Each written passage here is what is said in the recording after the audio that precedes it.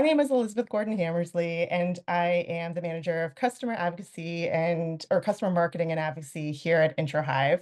As mentioned, I see a lot of familiar names, and then I also see some new ones. So thank you so much for joining us. These are our monthly session where we'd love to highlight one or two of our features and functionalities to ensure that you're receiving kind of the full benefit of your investment and full value of your investment with IntroHive and all the great things that we can help you achieve. Today, we are focused on dashboards. This is actually part two.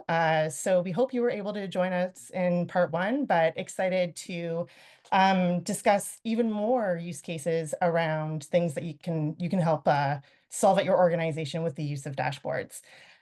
So without further ado, I'd love to pass it off to Lindsay to walk us through kind of what that agenda is going to look like today. Yeah. And of course, we also have Tracy Tozer, who's joining us as well. So really excited to have everyone here, and let's jump in. Thank you guys for taking the time out of your busy Halloween and costume wearing day to join us for this. As Elizabeth said, I'm Lindsay. I'm dressed as a solution consultant for IntroHive, and I've been wearing this costume a little over 6 years. And so I'm really excited. I always get excited about not just, here's IntroHive, here are your relationships, but now we're getting so much more sophisticated with data and the use of it because of Tracy. These are her brainchildren, I should say, plural. And so this is the second of two that we've done where we wanted to get into a little bit of detail and just give you some ideas on how the dashboards can be used in the day-to-day, how you can really impress the people at your firms and where you're working with some of the data to which you have access. And, for what it's worth, sometimes we'll present something in one context, but feel free to reach out to us afterwards and say, hey, I use it for this. Always looking for new ideas. That's how I get most of my ideas and share them with you guys. So anyway, enough of my yapping. We're going to do a short recap of what we covered in the first session, which I believe, Elizabeth, we have access to that's recorded. If you did miss the first one, we covered about 4 dashboards, as well as the historical and the genesis of them and the whys, a little bit of the foundation, and then 4 of the basic dashboards. And then this one, the second one, we're going to cover the rest and get into that. And then, just throughout use cases, questions, ideas, please share them in the chat. Elizabeth is monitoring that. So without further ado, these are Tracy's children. And so we're going to do a poll first, and then we're going to get into Tracy doing a recap. Excellent. So the poll is live. We're just curious who did end up attending the first session and who's new this time. So it looks like we have a lot of new people attending this one that maybe didn't get a chance to attend the first one. So great to have you. Great to see you. And really excited to jump in. As mentioned, I did want to reiterate, Lindsay just said we do have the first one recorded. We'll be sure to ensure you have all the links to that one as well. But that's wonderful. We got Excellent. repeat customers. Yes. Yeah, exactly. Thank you again for joining us. All right. T, you're up. Perfect. Hi, everyone. So it's great to see some familiar names from the last time. And again, appreciate you jumping on and learning a little bit more about dashboards. I am the product manager for integrated analytics as well as maps. And we've gone through quite a journey with our data. As Lindsay has mentioned, we've really evolved over time. We've gone from, still the data being available through our data extracts for those customers who want to take the data, put it into their data lake, and proceed with merging that perhaps with other pieces of data and doing advanced reporting.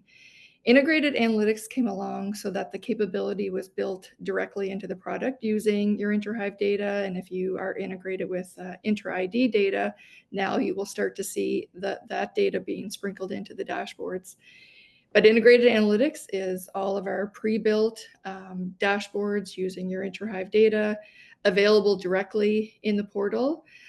We also offer capabilities, which we're going to mention near the end of the presentation, about how you can create or modify dashboards to really customize those use cases that you might have, and you don't want to have to wait to be able, for IntraHive to build them or for your IT department to have to build them. You have direct access to the data models, and you can customize as you need to.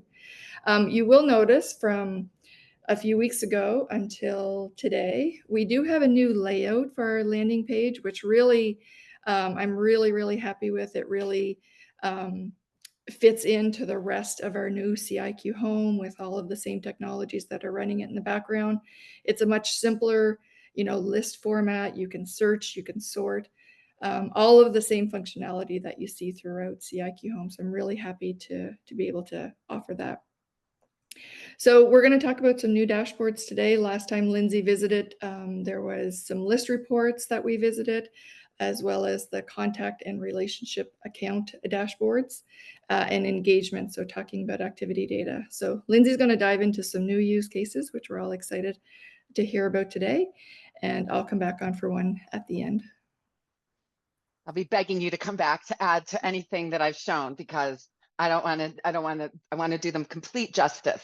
So within the list of dashboards, there are 4 that come to mind when I think about succession planning, and there's a lot of movement, regardless of whatever vertical you're in, whether you're in legal, consulting, accounting, AEC, commercial real estate. It doesn't matter. People move around, and we want to make sure that you're able to leverage IntraHive data effectively to build strategies or planning. I view them as 2 different things. So for example, if someone's retiring, you're coming up with a plan. They tell you in January, this is my last year or something like that. Great, we can do a slow roll and use IntraHive data to approach that. So by October, you're just planning the party. Little bit different scenario if someone is actually leaving the firm and going elsewhere. You want to make sure you're mitigating risk. Tracy talks about that all the time. Let's mitigate risk. Let's make sure that, goodbye, good luck, Godspeed, but we're keeping our client. So how can we go about that, and how can you plan with the other folks in your firm and use data to do so? So we're going to talk about these next 4 dashboards in that context, but that doesn't mean that's the only way they can be used. And I'll try to mention a couple other things as we go through, but hopefully this gives you some ideas. So without further, let's take a look at that lovely list that Tracy mentioned. And thank you for doing that, Tracy. So much better for a list, for just, in my opinion, go figure, just tidier. Yes. Go figure. I don't want to be told which one is for what purpose. I'll make that choice. But anyway, I'm going to tell you what they are for this purpose anyway for today. So I want to start with the scenario of we have a professional that's leaving our firm. His name is Alan Steiner. And Alan Steiner is going to another firm, or maybe he's going in-house somewhere. Regardless, Alan has a book of business that we'd like to keep. How are we strategizing around that? Now, that might not be your decision, whoever's on this call. However, you may be in the position to inform that strategy for the people whose decision it is. And so this is where I think you can really shine and say, okay, before we start looking at this person's contacts, or we go to the billing system to see what clients they worked with, let's take a little bit more of an approach that that will be a little bit more in line with being able to mitigate risk. So if someone's actually leaving a firm, I always like to start with activity. Who are they talking to? Who have they been talking to the most the last 6 months? Who are the relationships with? Who at the firm has the next best relationship with that individual? What are their C-level relationships? Those are the things I want to break down. And then you can start making decisions around, hey, I want to go scorched earth, and I want to go after all of them, starting with the people they've been talking to the most the last couple of months, one-on-one meetings, etc. Or you say, you know what, those 2 clients, they're gone. I get it. The rest of the other 10, heck no, they're staying in-house. We're going after it. So without further, we have a couple of different activity dashboards, and they're similar, but there are some differences, and let's walk through them, and I'll try to give you some ideas of what I might use. So the first one is going to be the account activity trend. So you'll notice that now that I've gotten one of the things that I did, because this strategy is going to take a bit of time. And so one of the things that I've done immediately is I've saved a version. I've saved a version for Alan Steiner, all of their activity over the last 6 months. And I've also saved a version for just the C-level, or maybe just C-level and VP level contact activity, both equally important. Nevertheless, I'm going to go in here, and this is where I can really focus, and this is where I can put in front of somebody, all right, how do we want to go about this? So from here, let's take a look and just really understand what we're looking at. Total of 19 clients, 51 total contacts, 51 relationships. Then what we're looking at here is the company name. And one thing I found interesting when I was really digging in here, not just talking and all that, when I was getting ready for today, one thing I found really interesting was this company relationship score, capital score. Now, so ostensibly a client, one thing I did notice is that just because the relationship capital is really high with that particular client doesn't mean that that's something that Alan was active with.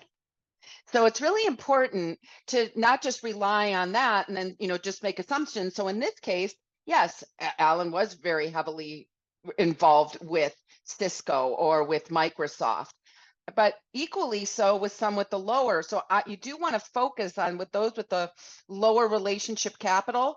Those might be clients with whom he worked with a really long time ago, quite a bit, still pursuing, but still make sure that they're equally as important, because I think the tendency is to go to those where the relationship capital is really high.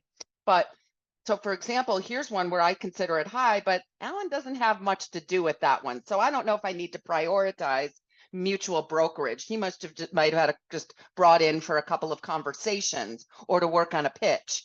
So that one maybe not so necessary. What I'm looking for are these big areas of activity. I wish I could ask you if it makes sense and I could see your nodding heads. I can't, but I'll assume you're nodding your head and smiling a little bit. So that was something I wanted to point out, and just what you're looking at here, as you hover, you can see the meetings by month or the emails by month. Keep in mind your data is going to be far more interesting. We don't have access to it per our SOC 2, but nevertheless, I just want you to know when you go in and start looking at this, that you know what you're looking at. And then you can see here down at the bottom, what we've got are specific contact interactions. And because I filtered this by C-level, I'm seeing those C-level contacts. And what you're looking at off to the right here is inbound, outbound, and meetings. Inbound emails, outbound emails, and meetings. And it's just really nice to be able to hover, see how many. You can see the relationship strength. Start with those or maybe start with where they're more medium. Whatever it is, again, I'm not telling you how to approach this or how you want to. What I'm suggesting is use this to inform and make some choices and align the right resources and know who those contacts are. So that's one way. And this particular dashboard is a little bit less detailed than the next one I'm going to show you. So whoever you're presenting this to or working with this strategy, you know your customer, you know who you're dealing with. If they're more of a big picture kind of person, I would leverage this dashboard. If you're sharing it with someone that's going to get in the weeds with you and in those trenches and be doing that outreach, great. The next one that I show you is probably the direction you'll want to head in. Yes, Elizabeth. Lindsay, we have a quick question.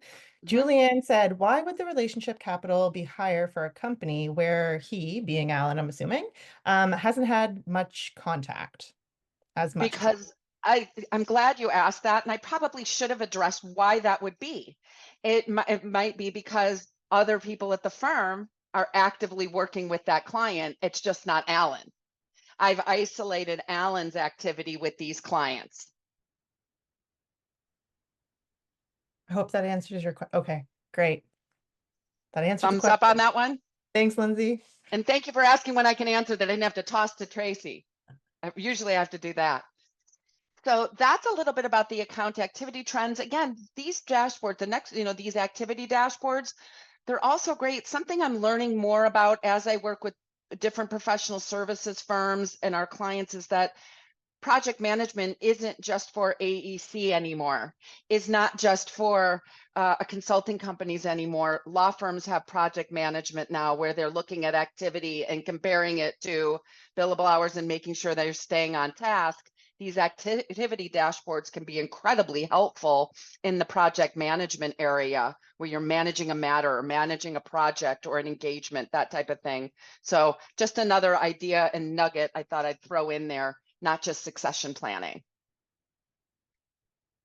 So activity detail. Now this one's fun. So this is one, this is the one where if I'm a BD manager and I've been tasked with getting, compiling this data, coming up with the strategy, this is where I'm going. And I'll tell you why, because this is a one-stop shop, because I can go in here and really dig in and see, total number of contacts. In this case, I have not filtered it by the C-levels, but just because I wanted you to be able to see more data, I can see by month, inbound emails, outbound meetings, the trends as they've gone over the last X number of months. You're choosing to look at this data. You can do 6 months, whatever it makes sense for you. And then right below there, you can see where I can view by contact seniority, but there's no point in me viewing it by colleague because I've already isolated the colleague in this particular example. But if you had a lateral leave, like it's not just Alan Steiner, but it's Alan and it's Julian and it's Alan Dunn. And if you have a lateral leave, I might want to filter it by this particular version by all 4 of those professionals and then view it more. And then I might want to use that colleague filter once I've got that done. So just keep that in mind as well. But I wanted to keep it nice and clean for today. So what I've got here are the C-level contacts, and I can see how many emails, how many meetings are going out. I really like what's telling me here. This is incredibly helpful. The one-on-one meetings, if somebody's leaving, those are pretty key to be able to isolate, which you can. I can go in here and click on that 608 one-on-one engagements, whether it's a one-to-one email or a one-on-one meeting. And then I can go in and see who are these people, how many emails, how many meetings specifically have they had with each of those individuals. Again, a really great way to align and make sure that you're able to, figure out when we get to the succession dashboards, it's even more granular when you start to look at things. But this is a great way to view that activity and prioritize who you're going to pursue. With that, I'm going to breathe actually, and I'm going to throw it to Tracy. If there's anything else that I've missed, I don't want to miss anything that you feel is essential. And I don't want to talk for a second. No, I think you've hit all the points for all the dashboards have all been hit. So no, great job. Well, thanks for the break. Thanks for saying that slowly. Perfect. Any other questions that you're seeing, Elizabeth, before I move on? No other questions right now, but I do encourage, we always encourage questions. So please keep them coming. Right. Give yourself a break from this voice. All right. So now that we've seen the activity, now let's go in. We've got a contact succession dashboard and we have a colleague succession dashboard. And again, I don't pick favorites. They're all our children, there's no air and spare with us. They're both strong, but let's take a look at both of them. So first, let's take a look at the contact succession dashboard. And again, because I'm really approaching this in a way, I've got a version created for Alan. You can always get rid of these versions once you've sort of wrapped things up, but it just makes it easier than having to each time pick those filters. You know where I'm going here? And this one is actually, this is like keys to the castle. So, because now once I've decided which clients, which contacts, now I can go into these dashboards, see the contacts, the number, obviously it's one connected colleague because I've isolated it to Alan, and the total number of relationships. What you're looking at to the left here is in order of the people with whom he has the highest to least high relationships in this list. And you can click on each one of them and isolate and all that kind of stuff and really drill down and just see that. But what's particularly fantastic here is that I'm able to see the relationship strength between Alan and Peter. I can also view top contacts by volume. So who else, within the last X amount of activity, who have they been talking to the most? Even though the relationship capital is high with Peter, who have they been talking to the most recently? So those might change, there might be a differential there, but still important to be able to see very clearly. And if you hover, I can see 10 emails in this case, 2 meetings, and very important, most recent interaction. So yes, all of this information is available if you go through the portal and you go and start looking at activity, but it's not this clean and not all in one place. So if I'm going to meet with someone to talk about this strategy, I can actually do a little download or like a PDF of this. I can pull it live for them, or I can do a PDF and put together a little report and say, here are some of the things I think we should be doing based on this data. So keep that in mind too, that you can kind of isolate and really just go in with you've already done your homework. Let's just put it that way. Questions on that? Anything, Tracy, anything burning on this one that you feel like, darn it, she didn't show it? No, I love it. It really just shows how much preparation that you can do to prepare for somebody leaving. So if you're looking to mitigate that risk, here's all the info that you need. I agree. And what better way to really knock someone's socks off, get them familiar with, for those that maybe went, you're going to be mining my mailbox. Yikes, my contacts. It's so much more than that. For those of you that may be working at firms where they kind of made, you're going to get my hairdresser or something. You know what? That's not what we're looking for. This kind of stuff is the end goal, not, as well as getting people to your events, et cetera. But this is the kind of stuff where I think the value of what IntroHive is doing is really going to become something that's unquestionable. People will say, okay, yeah, you can have it. If you can give me this, you can have my contacts and make it this easy for us. So just keep that in mind. It's top of mind. We're bringing on new customers a lot lately, and we're having a lot of those conversations. So that's why that's top of mind. Colleague succession. I promise there's method to the madness. We will get through this. I promise you. We'll do it together. So colleague succession, again, just another way to really isolate those contacts, who's been talking. Again, I'm not picking favorites. You can see it's very similar over here, as far as the order of those relationships for Alan. But here's where I can go in and by each client, really see the isolated activity and not on overlapping lines and all that kind of stuff, but really get that in a clean way. And this is my favorite piece, because this is informing me of who else should I be connecting? Who else, who's going to fill that gap? Who's going to say, I know Alan's leaving, but we've got Alicia and you love her. We do great work. It's not worth the disruption. So this is a really nice way to do that as well, to align the right person at the firm to continue on and be part of the strategy for the succession plan. Can I add one thing here, Lindsay? I want you to add 12. Yeah. This really ties back to that question that we had earlier around the company capital. So what's really nice on this dashboard is that you can see kind of in the middle section there where Lindsay has her pointer, but right to the right, the percentage of company capital. So the company capital, if you think about it as a pie, now she's narrowed it down to Alan, and you can see how much of the piece of the pie Alan had. So you can narrow down to, if he has 60% of the capital at a particular company, you better start zooming in on that company, versus some of the other ones might be a little bit lower, but this allows you to just see exactly what his slice is on that whole company capital score. That's what I'm talking about. Now that's a good addition. Yeah. Love that. Thank you. That's a really key analytic to look at when you're prioritizing and want to jump on something quickly. What do we do? What do we do quick, or do we avoid that altogether and just assume they're going? That's not for us, again, to tell you how to approach it, but that's a really good analytic as well. Thank you, Tracy. All right, so that is a little bit about those 4 dashboards. Again, they can be used for other things. Just because they're titled certain things doesn't mean that's, just keep in mind where this data is and how it's presented. And you might think, oh, I need to do X, this dashboard will work. So we just try to give a few ideas, which back to ideas, we will move on. And I'm going to go to slide show mode here. And we did that. And it's another poll. We love polls here. So are you currently using any of these? Had you thought about it? I wish we could put in like comments, but that's all right. Yeah.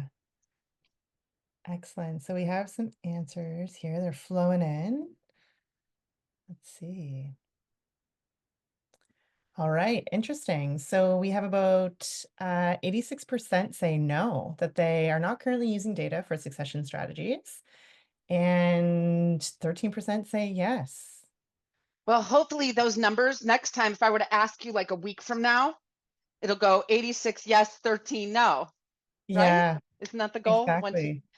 Well, thanks everybody for participating in that. Yeah, maybe now that it's kind of been brought to your attention, you have a better idea of what you're looking at, what you have available to you. You'll be more inclined to even just try it. Hey, put it in front of some people. Which brings us to another dashboard where this is a total pivot. This is not related. I'm not relating this back to a succession plan.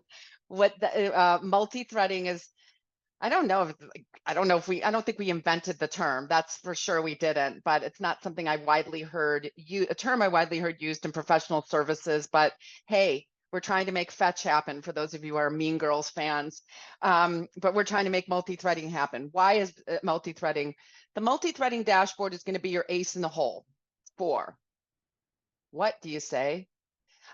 When you get that list, whether it's quarterly, whether it's a couple times a year, whether it's at the beginning of the year, whether it's on somebody on on dashboards for your professionals within your firms, the list of top 10 clients for the year or the quarter or the half year, whatever it may be, based on billable hours. And it's one of the things that if I were, in working with a practice within a firm or a consulting company is, I'm going to take that list. And one of the first things I'm going to do is, wait for it.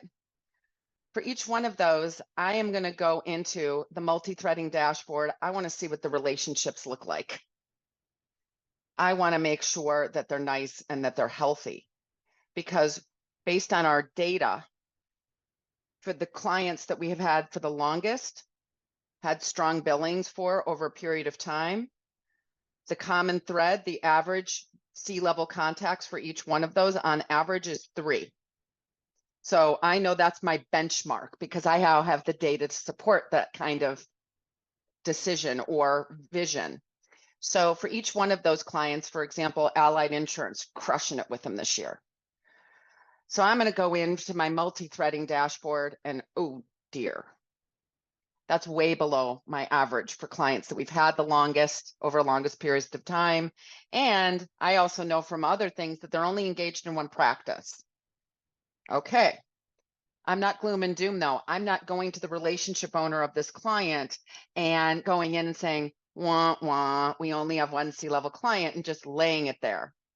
Not me. I am actually going to take a look at this data, might even take a screen print of it to show. And I'm just going to sneak in something here that's not related to dashboards, but is also a visual. I'm going in after I've gone to this particular dashboard, isolated that client, noticed that we've got some gaps, and I am going into the map that I've built that I'm going to present, and I've added a couple of placeholders on people that we're going to meet and how I'm going to meet them, who's going to connect me to that individual. So this is where you can start really being prescriptive, making things visual for your professionals. I think people are much more likely to participate in their own success if you're prescriptive with them and make it visual. So just something there. I had to sneak it in. Not, just keep in mind that this is just something that I would use in conjunction with a multi-threading dashboard to maybe prove a point, put in some placeholders, etc. So with that, where are we going? Any questions before I just fly through this? Okay, No, you're doing great. all on track. right. Yep. We're on track? Okay, I got a few minutes.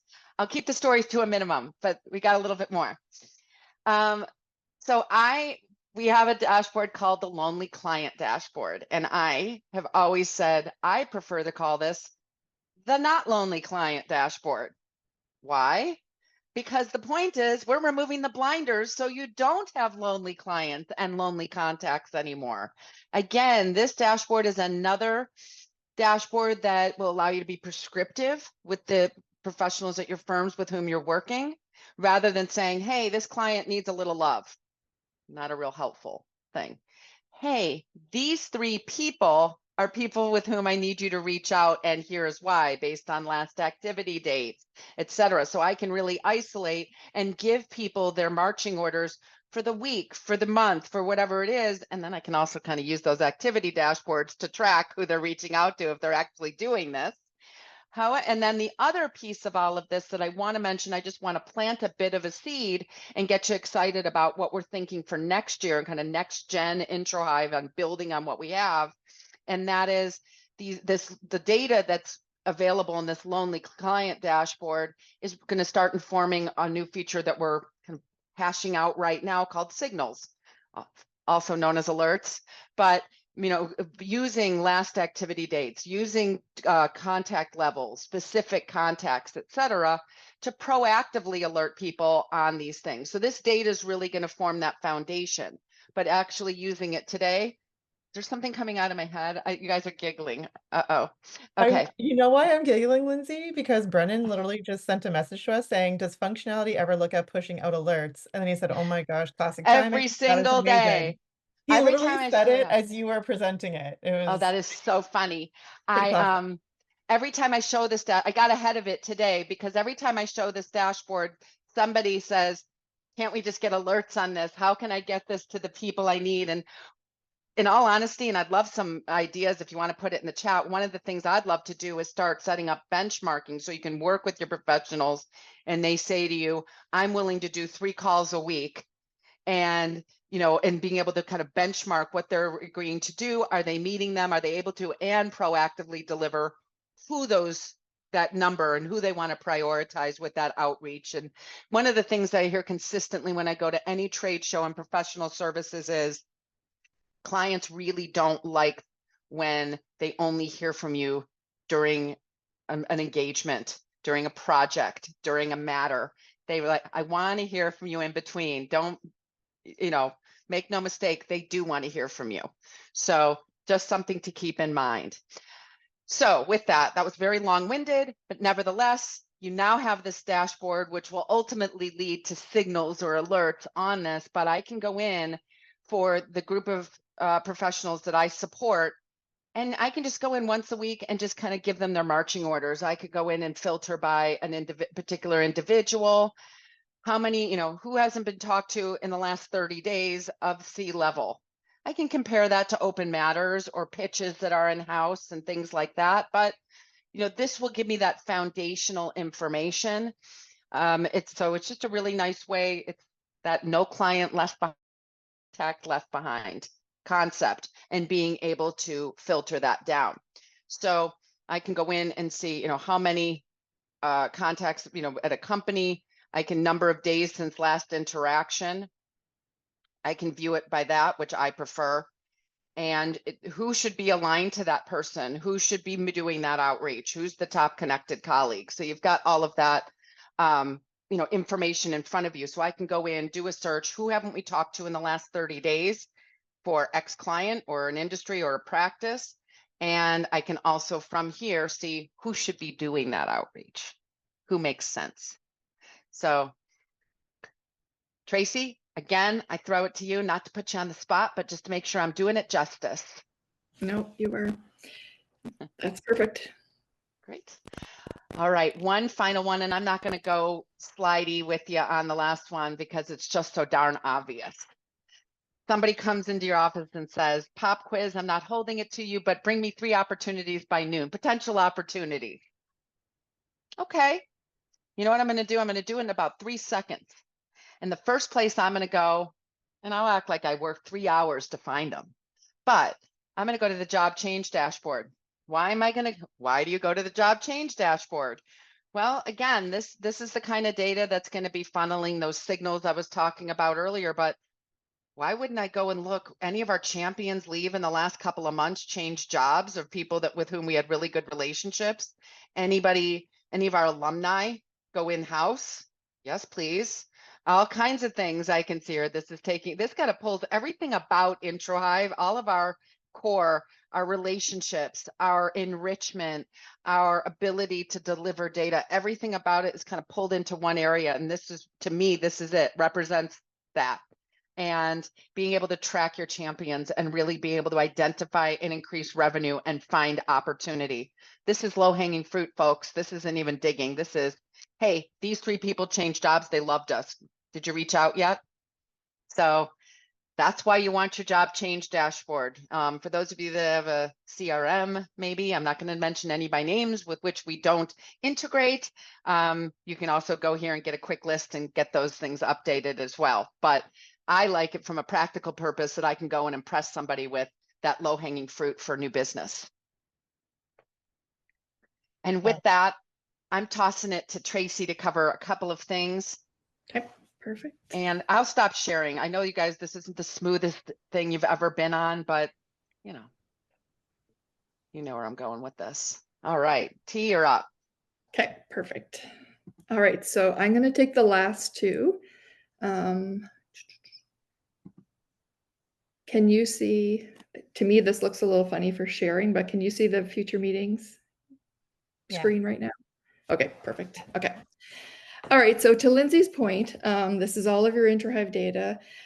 Future meetings was created for a couple of reasons where we had some of our users, they're preparing for meetings, throughout the week, but they might not have insight into everybody's calendar. So from this perspective, you're essentially coming in here and looking at the meetings. It is called future meetings if we are ingesting future meetings. We don't do that for everybody, but we can set a limit to how far out we go in calendars. So if we are ingesting them, you'll see that they're coming in as a future meeting, but you can go back and look at the past and you can look at what meetings are happening today. And the reason we kept the meetings for the past is kind of another bit of a different use case where you're doing essentially kind of a health check on an account. You're making sure that in the past you've had the meetings that, you may have a monthly KPI that you have to set, that you're having a touch-based meeting with a certain client or a certain account. You can come back and look at your history of what has happened. You can look at that in a calendar format. I can go ahead to November and I can see what's upcoming again for those future meetings as they're coming in. But it's giving me all the details. So if I wanted to look at today's meetings, there's 43 meetings scheduled, 364 have been scheduled, and in the last 15 days, there's been 543. So that's a lot of meetings. Tracy, now that I think about it, sorry, I didn't even ask. Yeah. I oftentimes, this is a really good thing for like a COO of a firm, or where they can go in and say, what do I want a part of? Who are we meeting with regularly? What's in the future? And plan ahead to attend those meetings. So that's another use case I was thinking of. Yeah, 100%. And I can't hold it back.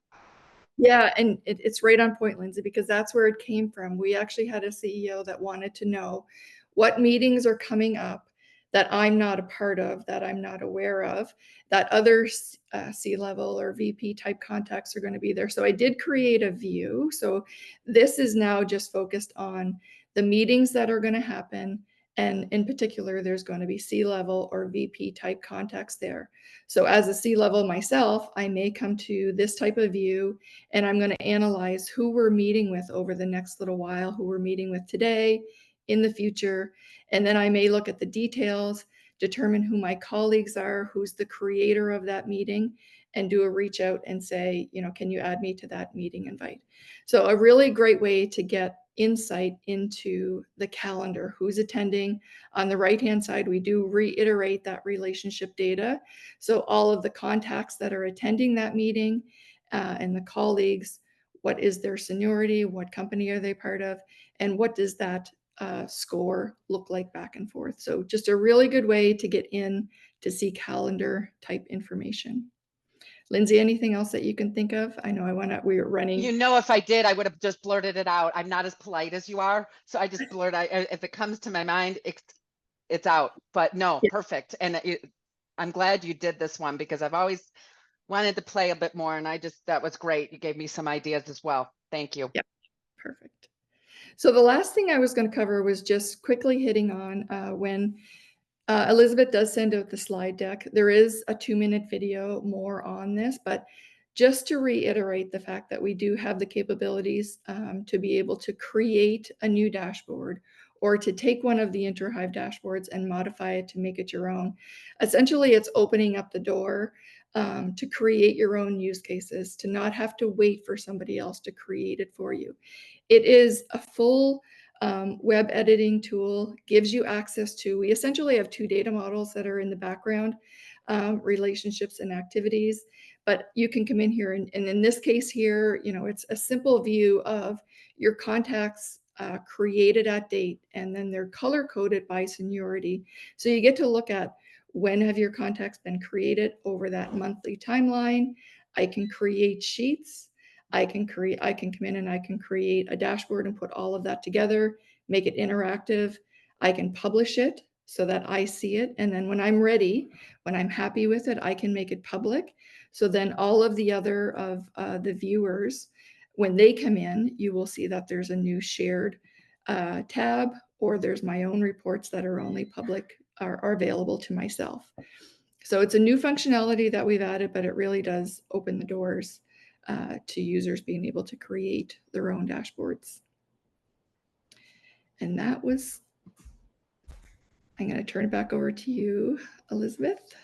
Excellent. We just had one quick question about, are the Analytics module an add-on feature?